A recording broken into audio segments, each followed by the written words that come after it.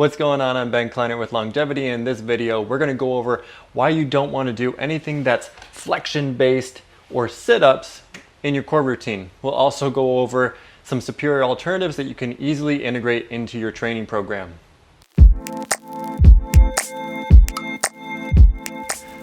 First off, the lumbar spine should be stable, and doing flexion based workouts or sit-ups increases the instability by stretching out the musculature and the ligaments on the backside or posterior portion of your spine. Unbeknownst, sit-ups don't really work your core to the maximal effect, so why waste your time doing them? What you're actually doing is strengthening a muscle called your psoas that sits on the front of your lumbar, and when it's shortened or always trained, overtrained, it pulls the lumbar forward, and that creates more instability. So try these alternatives out. A great core training exercise should activate everything that's encompassing the core. Back, side, front, even some of the pelvic structures. So this is called an 8-point plank. What we'll do is walk our hands down and then drop our forearms down.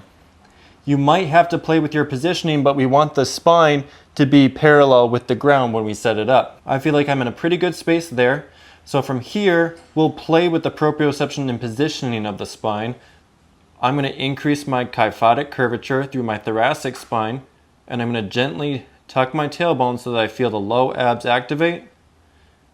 I'm going to retract my neck, pull my head up slightly, and I feel like I'm in a pretty good space there. If you want to increase the intensity of this exercise, you can elevate one leg off the ground without letting the spine and the pelvis move. You'll squeeze your glute and then lower down. A lot of core training neglects lateral movements or isometrics. A lot of people that will come in to see me tend to be rotated, or they'll have a rib cage flare. This is a great exercise to stabilize the pelvis and the spine. It's called a 4-point lateral plank. To set this up, we want to spare the spine from movement. So we'll drop our pelvis to the ground and not allow a lot of flexion when we're setting it up. Your knees will be pulled back so that there's a straight line from the hip, and then you can ease your forearm down to the ground.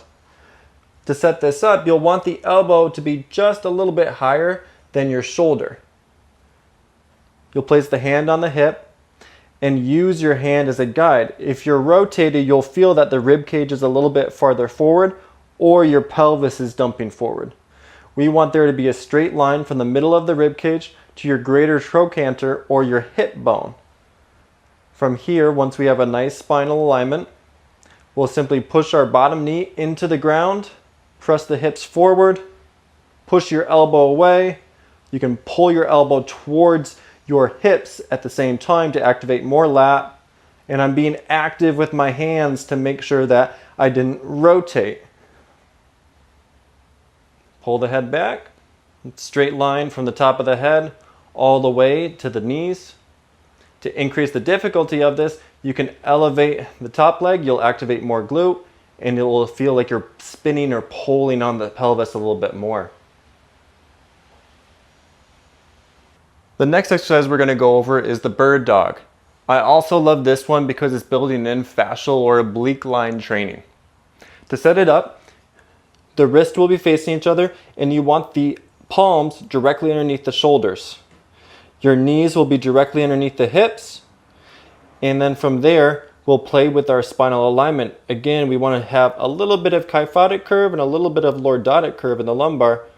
For myself, I need to tuck my tailbone just so I feel the core engage a little bit more. Retract the neck, tuck your chin.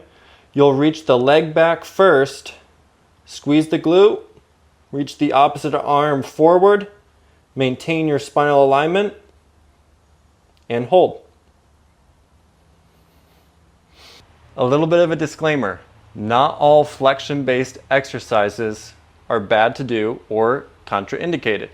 But majority of the population, and that probably includes you, should not be doing flexion-based exercises because of the alignment of your spine. The better alternative is to do any form of isometric exercise, whether it's the 3 that we went over in this video or another one that you found on YouTube. If you have questions or concerns, feel free to comment, like this, and subscribe to the LGBTY channel.